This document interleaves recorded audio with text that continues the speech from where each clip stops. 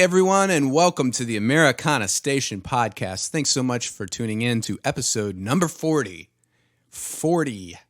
I'm happy and excited that we've made it this far, and we're on year number 3. We're coming to an end. We got a couple more left this year, and it's been exciting 3 years so far. So thank you for everyone that's taken this journey with me and listened to all these amazing artists that I've been able to interview and hang out with, and it's been a really fun time, and we're going to keep doing it next year. Today on the podcast, we have Graber Gryass out of Memphis, Tennessee, and it's really exciting to talk to Michael Graber about his project. And he's been doing this for years in different formations. He's just a awesome musician and really smart about the industry, and he's been in Memphis for a real long time doing it. So I'm excited to let you hear about what he's up to with his new Bluegrass project.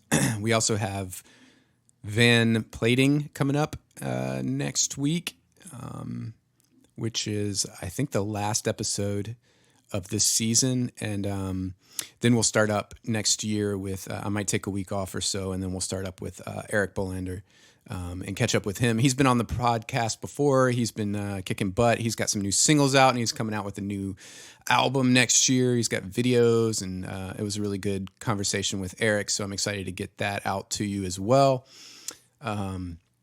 So happy holidays to everyone. Happy Hanukkah, Merry Christmas, Happy Kwanzaa, whatever you're celebrating, even if it's just the Pfizer vaccine being out now, and hopefully the end of us all being stuck indoors is coming in this next season.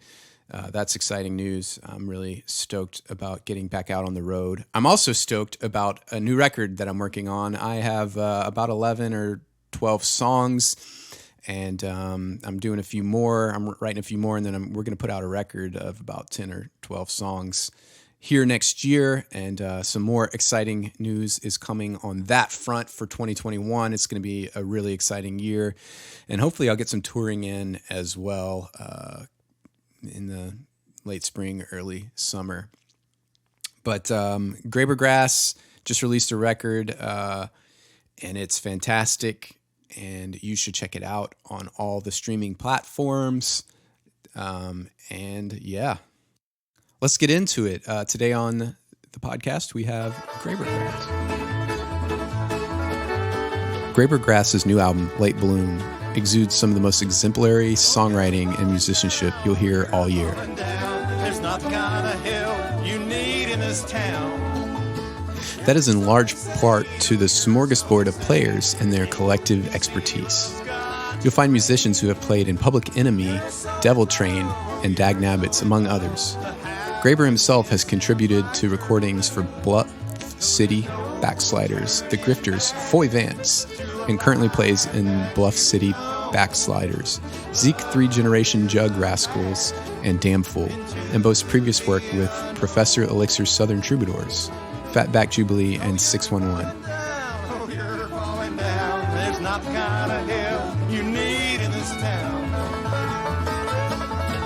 Graber Gryass is most certainly not another run-of-the-mill bluegrass band. There is an indelible excitement, a unique fingerprint in their original stories, and they shoot with real, raw honesty. Late Bloom is the start of it all.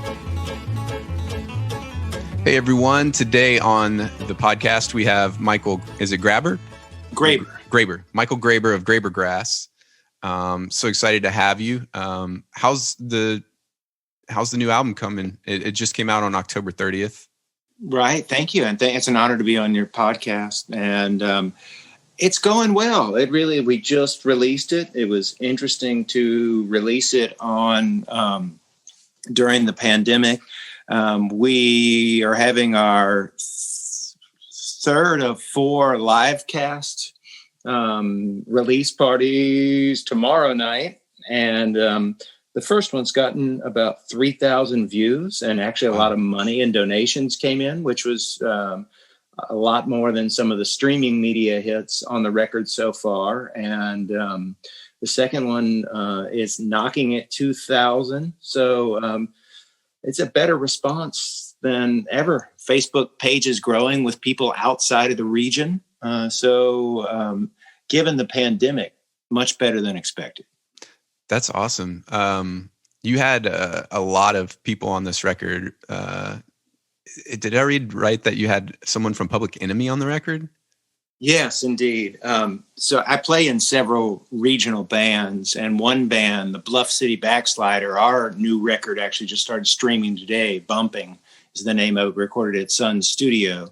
Our bass player, Kari Wynn, is the musical director of Public Enemy and guitar player. And he plays in about 7 bands, professional musician, and records under his own name and has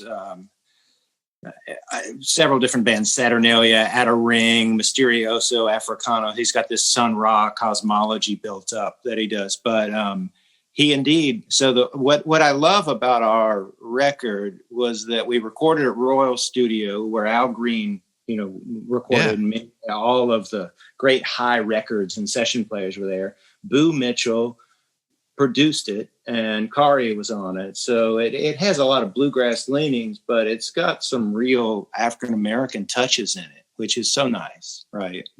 Just to get back to the roots of the banjo being an African-American instrument and the great storytelling and other aspects of it. But that's one, I think, unique feature, other than it all being original. Yeah. You got a quote here that says, from Glide Magazine, that says, it's like a Working Man's Dead or Basement Tapes outtake. Yeah, you can't buy a better quote than that. I know, you really can't. Yeah. Those are the great templates, And so I was so gratified to hear them say that. Now, this is your first all original record. That's right. So in the past with the Bluff City Backsliders and some of the other bands, you were recording a mix of originals and covers? Yeah. So I'll give you a quick musical bio. And so I grew up, as most people did who are my age, playing in punk and heavy metal bands in high school.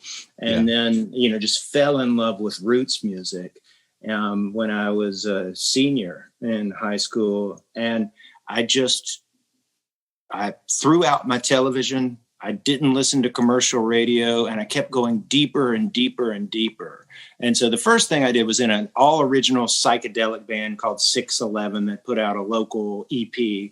That was a lot of fun. But then really got exposed to bluegrass and old time music. We had an 11-piece band called Professor Elixir's Southern Troubadours that was together for a decade. We were part of a Rolling Stone 4-star review and others. We played with Uncle Tupelo. It was around that era. Yeah. And then got into an old time and bluegrass band at the same time. Started the Bluff City Backsliders, which are now 22 years old, which we started out as a jug band. Jug band music started in Memphis, playing music from the 20s and 30s, but quickly realized we needed to amplify to be heard in bars. So think of it like the Pogues in doing Memphis music. And then with that, I'd always wanted to get back to my songwriting. And we, all of those bands I'm talking about, and a few others that I haven't named, I was content to be a local bar musician and hold on to my day job. I've got kids, all of that. But something was welling in me. So you've got all these songs. So keep in mind, too, I have a MFA in poetry, and I've published a book of poetry. I've published plays. For my business, I've written an article a week for 13 years in all kinds of publications, and I've published a book. So there's something, the writer that just wanted to come out. Right. And so then the pandemic hit. And with the pandemic, I noticed that all of my bandmates who are full-time working musicians were stranded on tour. And I thought, what the hell can I do? So I started a series on Facebook. It was called Microdose, where I would play 2 original songs and 1 choice cover that I wouldn't play out in public. And I would do 1 a week, and I would raise money and give, say, $150, $250 to people, help them get home, help them buy their kids' shoes, help them pay their utility bills. After the 8th one, I'd run out of songs. So I had to start writing songs. So I did 25 of them, and I tapped something in me that just won't stop now. These songs keep coming, right? I've got all kinds of notes towards projects and songs and song fragments, but I took a lot of my musician friends from various bands and projects that I play in and scheduled out 2 days at Royal Studio. And within that 2 days, we learned and recorded 24 original songs. Wow. That's a lot of, yeah. So 2 albums. Yeah. Another one that's coming out in the spring. Yeah. Were on these 24 songs, were these over the years or all the 25 that you kind of came up with when you just had that big blast of songwriting? Yeah. So 8 of the 24 were written before, but reinterpreted, and the rest all came from the blast. Man, that's impressive. You are the opposite of me, because the pandemic hit and I was like, I don't know how to write anymore. I can't do this. Wow. I was just sitting at home, had all this anxiety, going crazy, jogging some, trying to deal with it. Yeah. And so it just gave me an outlet. Plus, it gave me a mission to help my friends and create more material, right? And so I would write songs kind of in their honor. It's like, this guy loves Irish music. What if I blend a 6/8 time with this, kind of like a jig into a reel, and, all kinds of stuff like that. Or this person always likes a long coda. What if so I almost as Duke Ellington would arrange particular pieces for the players in his band, I was able to write songs to honor my friends that I ended up inviting into the studio with me to add their fingerprint to it. That's really impressive. So do you, like, when you write the song, do you just sit down all in one session and flesh the whole thing out? Or is this kind of like a process where you sit on it and think about it and come back to it? Both. And the creative process is so messy. Sometimes they arrive full born instantly, and other times you have to flirt with them and recreate and reconstitute them and throw out parts and then take one line and a different melody from a different song and Frankenstein it together. Yeah. It's just such a mystery. Thank goodness. Right. Yeah. It's like having a big slab of granite and trying to carve something out of it. That's right. Yeah. And as Michelangelo said, with all of his carvings, he would see the statue inside and just get all the granite that was in the way of the statue out, And so that's what we're looking for, a song, that hum or whatever, that drive to write a song, to express a point of view is there. We just got to get off all the dross that's surrounding it, right? And tune in. That's my experience. Were you always writing, even when you were doing the local bands, and didn't have a need to? Well, I was always writing something. I've written a generational memoir. I've published books of poems and poetry, and then the work essays on insights and innovation and things like that. But I had stopped writing songs, and the big wake-up call of the pandemic was, you're just turned 50. You've got all these songs in you, and guess what? It may not matter what the world cares, but they're going to die with you if you don't get them out. So I'm happy to go into what I consider the deepest well, which is the well of song. Music has meant so much to me, and probably like you, saved my life at so many times and helped me make sense of my life. And I've ingested and digested so much. It just seems natural that I would come up with my own version of it, right? Through songs. Yeah. Now you're also a studio musician. You've done some stuff for That's other right. artists.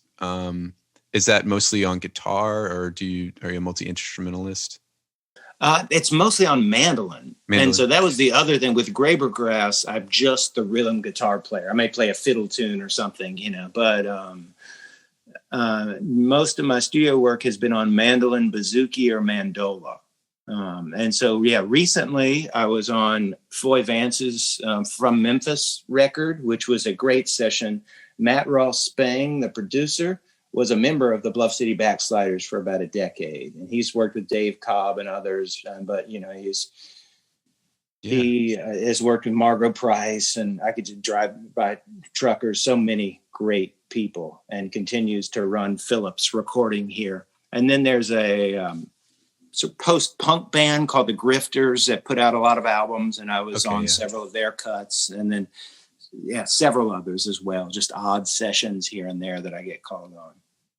That's awesome. So you're mostly like Irish and bluegrass influenced on the mandolin, or are there other styles in there as well?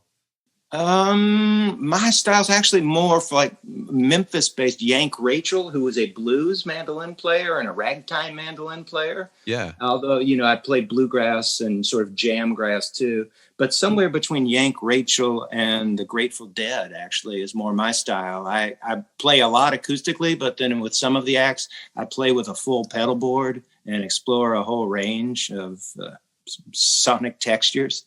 So it's a lot of fun. But it's really nice to not have to play mandolin and just get to the song and the guitar. But yeah, that's been a real joy, is just being about the song and not about adding color to the song through a lead instrument. Yeah. I mean, I would never call myself a mandolin player, but I've definitely played mandolin on some tracks in the studio for people. I mean, hey, if they're going to pay you and you've got a mandolin, I'm going to do it. But, yeah, it's I don't know. There's just something about like when you're singing, when you're the singer playing acoustic guitar, that's just so much more enjoyable, I think, than like you said, like a color, having a color on top of singing or something like that. Right. Well, the real joy of it is I get to play with some very talented people in Graber Gryass and to hear what they add to it. Because I already know kind of what I would do on mandolin. So there would be no surprise for me. Right. Yeah. But to be surprised with all my talented friends is just a real joy. It's almost the payoff, right? They're adding to the song in such unique ways.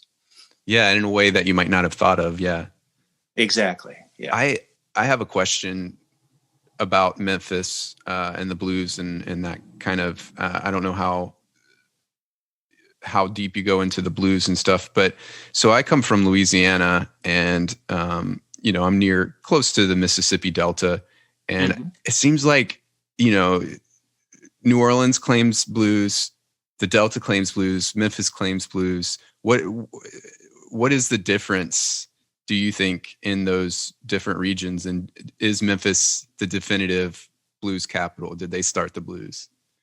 That's a great question. I could go for years on it. So pardon me. But I want to know. I've never talked to someone from Memphis about this. Yeah. So I've played at Teddy's Juke Joint before down in Baton Rouge, which is a great place to play the blues mandolin. But I don't know if you've been there. It's a cool out, just dirt road kind of place, right? Yeah. Dirt floor kind of place.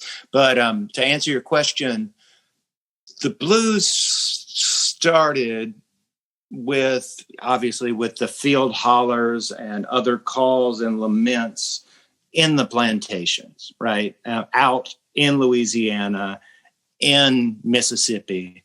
And then Memphis became the capital of of the Southern world when cotton was king, right? That's why a cotton bale is on our coat of arms as the city. And we have the Cotton Exchange building as our biggest building downtown. It's where most of the cotton in the world was traded.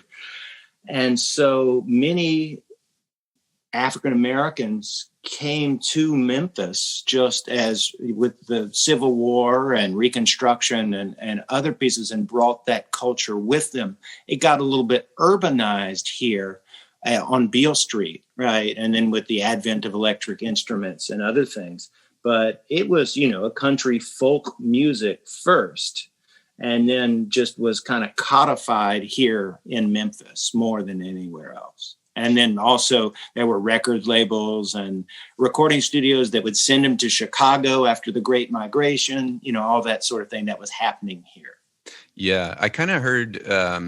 I've heard that like basically when blues and jazz were kind of being birthed in New Orleans, there was just like disagreements. And so a lot of the blues players went, up north. And so, I do think that the old saying is true, and this isn't really about the blues, but it's about the exchange from Memphis, Mississippi, New Orleans, that all the crazy people are born in Memphis and end up in New Orleans. Right? And you can just look at Alex Chilton as an example, right? But there are many. I would almost, there's a lot of crazy people in New Orleans. Maybe they came from Memphis. Yeah, indeed. Yeah, they have some native crazies too. Yeah. So let's see what else we got. You had to put music on the back burner for a while because of your children, and that's kind of the when you got the day job, and you said you're kind of writing for a living. That's right. Yep. Mm-hmm. Was the pandemic when you were able to find the free time to be able to do this project, or had you been thinking about this for a long time? Well, I had been obsessed with it and started to get guilt and remorse, and especially going in and being part of these lovely studio sessions and recording with the Backsliders' newer record that just came out. And I was like, damn, if I don't do this, it's not going to happen. Then the pandemic hit, and I just kind of wrote for my business on the side as a marketing tool, but we are an innovation and insights strategy consultancy. So I was spending about 250 days in airplanes, visiting with clients and working with them on innovation portfolios, products and services that are 2 to 5 years out, and spending about 60 hours a week. But once the pandemic hit, I was able to work virtually and work 30 to 40 hours a week. And so I had all that time to start really going back into writing songs and doing, I've always been a big reader as well. And so being able to just think through songs almost through a literary lens, of speaker, of setting, of situation, of character development and growth, and start to really just enjoy the process of getting inside these stories and poems and setting them to melodies. Are the two albums going to be like companion albums? Yeah, so the first album is called Late Bloom, and that's the one that just launched last week. It's on all the streaming platforms, and it is more of a traditional, I'll call it newgrass album, right? I mean, it's not all 1-4-5 kind of stuff. It's got some complex structures, but it can fit within a genre while pushing some, I would say, into the jam category, right? A little bit, but it's still about songs. Now, the second album, which is kind of the bookend of it, is called Spaceman's Wonderbox. I was in a jam band called Damn Fool here, and they came up with nicknames for everyone, and mine was Spaceman, and no one ever told me why. Right? And they just laugh when I ask. And so Spaceman's Wonderbox takes it further. There are different types of song structures, a lot of Tim Buckley influence, different instruments on it. We've got a lot more harmonium and bouzouki and textures. I will say one thing about the second album as well, if I can, Spaceman's Wonderbox. The first single is this song called It Was Always You. And the lead singer on it is my daughter, who is 25. Her name's Graber Gryass now, her married name. And she has cystic fibrosis. And there was a medical breakthrough around Thanksgiving last year for cystic fibrosis. It's a genetic medicine that changes the proteins in her molecular structure. And she could never sing without coughing in her life. And so just before the pandemic hit, late February, we had a Graber Gryass gig when we were out doing bluegrass standards and maybe one or two originals, right? Just another run of the mill kind of band. We getting a big local following.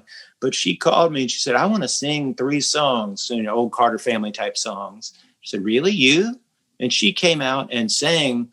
And because of the medicine, she didn't break down coughing. And I just sat there crying, bawling on the stage. So I wrote a song for her to sing, and to know that she's had that gift and that voice in that body all along, but couldn't express it.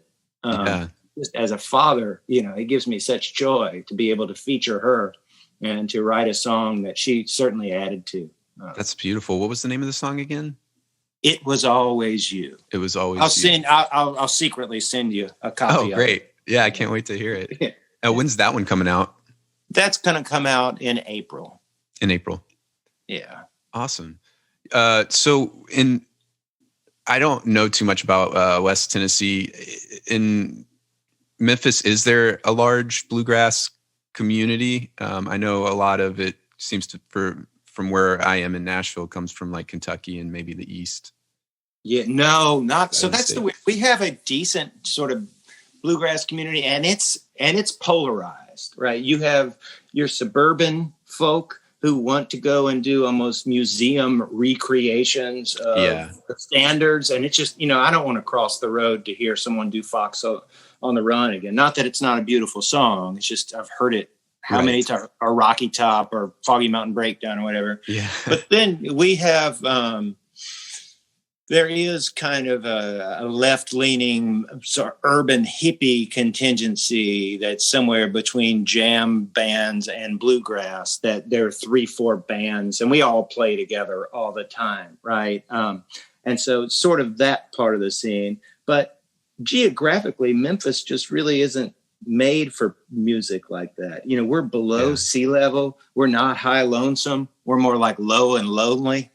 More than you can't really get that Bill Monroe high altitude kind of sound here with the humidity. It's just difficult in your nasal cavity. So it's a different thing. It's a different sensibility altogether. Yeah. I wonder, because you're kind of like at the crossroads for all of the different bluegrass regions too. Because, you got like the Ozarks and Colorado, and then you got like the East Coast and Kentucky, and you're kind of like dead set in the middle. So I always wondered what the like contribution to bluegrass was in West Tennessee.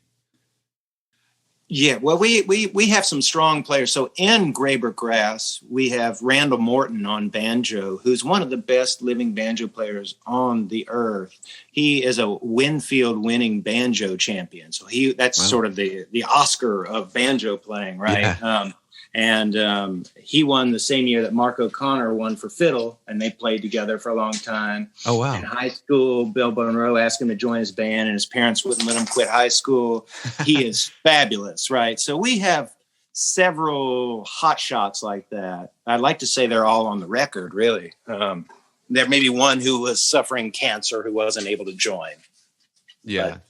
That's how many members are in the normal outfit? Well, that's another, because everybody in Memphis is shucking and jiving to make a living. Everyone plays in 3 or 4 bands and has some kind of job or other income stream as well. And with that, I kind of think of it as a collective. And so I pick and choose somewhere between 4 and 7 people who play out of the 16 who played on the record for each gig. Right. And I can kind of discern the sensibility of the gig and handpick from that collective, depending on who's available. Yeah. But it's nice to have that many people intimately know your original songs and be able to jump in on a call. Right. And just with that, show up at a gig and play the songs really credibly and sing harmonies really well. That's a lot of songs to know. Yeah, it's a rare thing. Yeah, it's a real gift. You said you recorded, was it the Bluff City Backsliders recorded at Sun recently and released a record? That's right. We went into Sun around December last year, and we put out a CD for a concert at our outdoor band shell called The Shell, one of the Levitt Shells here in Memphis, for our 21st anniversary, but we never did. So we just actually went on streaming platforms today. It's called Bumpin' with an apostrophe N, Bluff City Backsliders. But we recorded that in 2 nights at Sun. Yeah, there are a few originals on there. That's one by me and one by Jason Freeman, our lead singer. I'm playing mandolin on most of that record. And you tracked that all live, I imagine, in 2 days. Yeah. I think we only overdubbed a little tambourine and kazoo. Was that your first experience in the Sun Studios? I imagine not. You've been there a long time. No, I've played studios at Sun. We did with the Backsliders. There was a program called Musical Voyager. I don't know if you know Musical Voyager, the PBS program. But okay. we were there, and we were also part of a photo shoot for GQ London with Ike Turner and Justin Timberlake and quite a few other people there. So wow. And then, we've got a lot of ties to Sun. Just put it that way. What does it feel like in there? Is it like does it have that like kind of sacred feel to it? It really does. It feels like hallowed ground. It makes you want to play your best, but then so does Royal, that's because there's the isolation booth where Al Green sang so beautifully right there, and there's Teeny Hodges' amp. But then I recorded Foy's record with Matt so after Sun, Sam Phillips and the Phillips Center started Phillips recording. And then Roland James was a famous producer as well there before Matt took it over. And that's also hallowed ground. So Memphis was, once in competition with Nashville, with all the studios and production houses and labels until about the mid 70s. And so it's almost like going to a time warp between the 50s and 70s and all these museums here. And a lot of them still use that analog equipment, which gives it a different tonality. One of my favorite things about the people that I have seen come out of Memphis. Now I've only played, I think, once in Memphis, and but a lot of the people that it's beautiful because it's not Nashville. You don't live by those and die by those rules, So there's like this creative. Not that, again, I'm here. There's so many talented Nashville people, of course, but. Yeah. There's this creativity in this like, wow, how did they do that I hear from Memphis bands, that it's just like so impressive to me, because you're not necessarily in the commercial world anymore, and you kind of, you have your own, how do I put this, because I don't mean to say Nashville just has like the country, like everyone thinks of Nashville as the country place and everyone's good at that, but it's got like a thing. Whereas Memphis, it has blues and R&B and stuff like that, but there's no like, you don't have to be a certain thing there. And so every band I've heard from Memphis has always got like such a unique, like there's no box that they're put into, which is super cool about your record too, because it feels that way, Yeah. Well, that's the great liberating thing of being from Memphis. And I like to go back to, this is where rock and roll started. And this is where we started the modern grocery store with Piggly Wiggly, and this is where FedEx started. There's a whole legacy of breakthrough innovation here where you really have to start something in yourself, but you're your own person and you're your own expression of that. And you don't have to fit any categories, play by any rules, get groomed in any way. It's truly such a liberating spirit. And that, it's just in the culture here, and that's why Jeff Buckley moved here, right? There was something about it. It's like, wow, I can really be myself, I don't have to listen to that publicist about the haircut anymore, whatever superficial thing someone was bugging him about, right? Yeah. And I think that, when I think of Americana, or what is defined as Americana now, it kind of goes back to that crossroads of like the rock and roll and blues and country and folk and all that, which is like basically Memphis is that crossroads. So it makes a lot of sense that like there's still so much creativity, because you're kind of combining, even in this one project, you're combining so many different things, but that's what Americana is, and that's what Roots is. Yeah. Oh, yeah. And it's just, that's just here. If you go to a party and they pull out instruments, primarily guitars, but all kinds of instruments, someone is going to play, a soul song and break your heart, and then a gospel number, and then some really old country, maybe some old time, some really good Randy blues, and then all of a sudden, someone's going to plug up to their computer and some house music's going to kick in, and it all fits in the gestalt. It really does. And that's why, we're starting to see people move to Memphis from other places to get a piece of that freedom. So I'll give you several examples, but I'll just offer one. Dale Watson just moved here from Austin and bought Jerry Lee Lewis's old club, Hernando's Hideaway, and is investing a lot in it and doing live cast from there. But he just loves it. I mean, he can really be his own man here without whatever pressures there are in Austin. Right. Yeah, I saw that him and Charlie Pride kind of started the Ameripolitan movement over there in Memphis, and they've been doing. That's right. Yeah, that's super cool. I've been kind of keeping my eye on that because a lot of my friends all over from Chicago to New Orleans and everything are kind of that I would consider honky tonk, are kind of, you know, starting to gravitate a little bit towards Ameripolitan, which, you know, hasn't quite caught on yet, but it's like you know, you can see the writing on the wall that like Dale Watson and Charlie Pride and all them are definitely growing like there's a lot of, I don't know how you put it, but just underground is, I don't know if that's independent honky tonk country artists that aren't getting recognized and they're looking for a place to be. And I think that Dale Watson saw that and is definitely onto something. Yeah, and it's so we were playing out with the Backsliders one of the nights at the concert. We played late, and you know, you look out and there's Jim Lauderdale and there's Marty Stewart really digging your music. Yeah. And then some guy actually sits in, and it's a Hawaiian lap steel player that learned directly from Jerry Bird, who just brings down the house. You know, it's just those kind of nights happen here, right?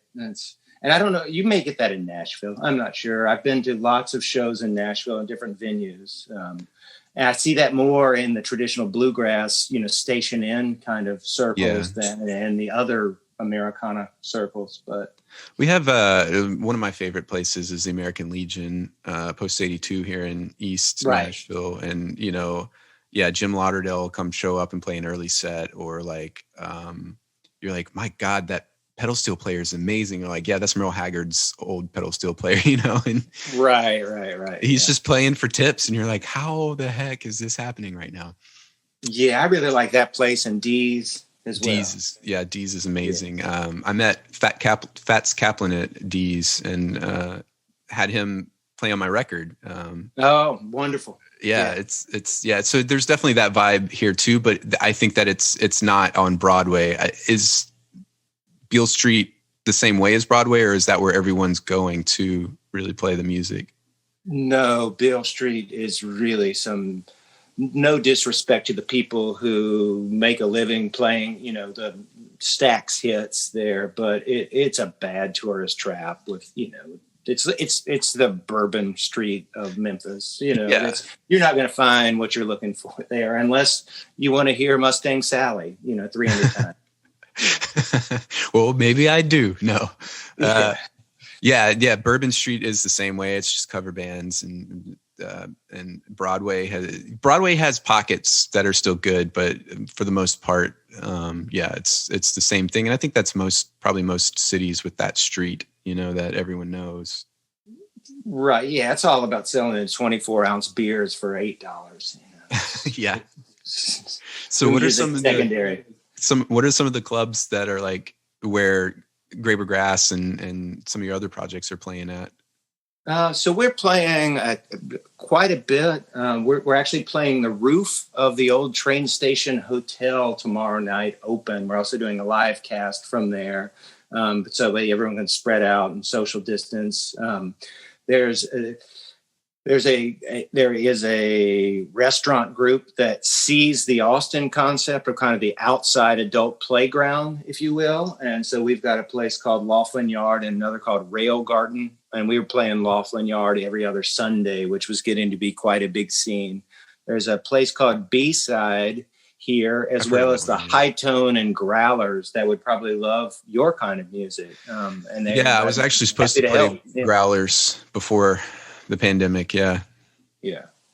And we've got several others from there. Bar DKDC and the Cove on Broad, where the Backsliders have played for 20 years every third Saturday of the month. But they have a lot of very good music every night. Not now. Right. Yeah. Right. Yeah. Have you still been able to play? I mean, you have the rooftop show, obviously, but like, have you still been able to play regularly, or is it more like, No, we stopped completely I joined a band on bass just to practice, right, which has been fun because I'd never played bass in my life. But and then with the Graber Gryass releases, we've started doing live cast. There are a few people doing in-person shows. I'm a little tentative. And because both of my daughters have cystic fibrosis, although they're doing well, they're high risk. Yeah. So I'm doing 3 shows this weekend, but then I'm going to go into quarantine and not play out again or with people until after the turn of the year. I think I'm on board with that too. I had one in Houston that I'm probably not going to do when I was going down to Louisiana for the holidays. But I kind of gave up 2020. And I think that just focusing on 2021 is important. But I know that there are safe ways to play out. Like City Winery here is doing some really safe and cool stuff. Dee's was doing some cool stuff for a while. And, a lot of people are doing parking lot stuff. So there are still some gigs, but it's such a mixed bag, and you don't know who's going to show up. And that's right. All it takes is one contagious person. Yeah. I love that In the Alley series they're doing in Nashville. Yeah. That's great, as well as the City Winery. Yeah. Yeah. I saw, she was living in, Lucinda Williams was living in Memphis for a while, but she did one a couple of weeks ago. Yeah. My wife and I went to Nashville and to the City Winery and heard Chris Hillman from the Byrds. We later saw the recreation of the Sweetheart of the Rodeo at the Ryman with Roger McGuinn, Chris Hillman, and Marty Stewart's band backing him up, which was wonderful. I served him coffee my first that time. day. What's that? I used to work at a coffee shop, and I served him coffee before he played that gig. Okay. Yeah. They were great. I was like, where are you playing? He said City Winery. I was like, oh, cool. Yeah. The Byrds are a big influence on a lot of. So not another feature of our music is that we take a lot of the harmonies from the folk revival and the Byrds and try to blend that in bluegrass. So not do traditional stacked bluegrass with the tenor and high baritone, but more like the Weavers or the Byrds or even the Jefferson Airplane. Right. That's awesome. Yeah. Yeah. And you're doing like 4-part harmonies? Yeah. Sometimes 5. Yeah. Wow. Yeah. Especially on the second record, we get a little more expansive with those kinds of harmonies. It sounds almost cultish at times. It's scary. That always impresses me. I am a sucker for harmonies, but like the weirder, I'm more familiar with the 3-part, bluegrass harmonies and country harmonies. So like the weirder harmonies are always so cool to me. Yeah.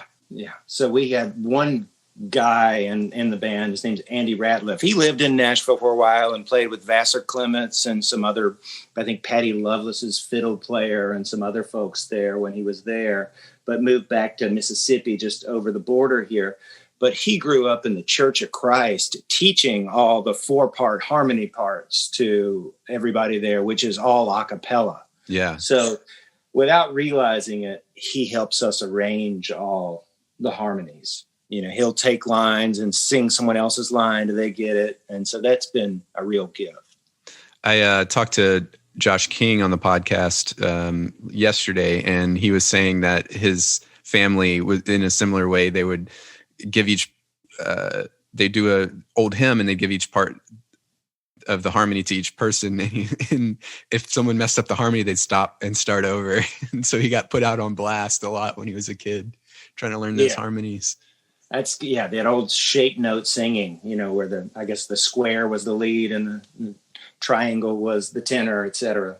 It's an interesting model, but especially when you take it out of the hills and you start putting some other elements in it.